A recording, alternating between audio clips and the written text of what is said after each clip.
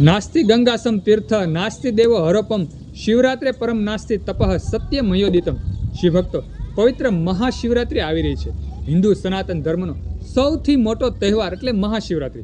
વર્ષભરના પાપોની શુદ્ધિ કરવા માટેનો તહેવાર એટલે મહાશિવરાત્રિ.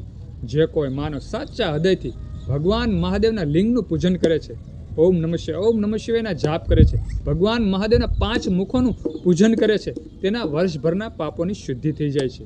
આખી રાતભર જાગી અને ભગવાન મહાદેવના પ્રહરે ભગવાન મહાદેવની પૂજા કરે છે, તેના વર્ષભરના પાપોની શુદ્ધિ થઈ જાય છે. આવું સુંદર શિવ મહાપુરાણમાં કહેલું છે. એટલે ખાસ કરી દરેક હિન્દુ સનાતન ધર્મના લોકોને મારે વિનંતી કે પવિત્ર મહાશિવરાત્રિના દિવસે શિવલિંગનું પૂજન કરજો અને જે પણ આપણાથી અજાણતા પાપ થાય છે તેનો એમ કહેવાય કે નાશ કરજો. શિવભક્તો, વાત કરીએ આજે પાપની, કે આપણે કેવા પાપોનો નાશ થાય છે. શિવભક્તો, અજાણતા થયેલા પાપોનો જ નાશ થાય છે. જે લોકો જાણી જોઈને પાપ કરે છે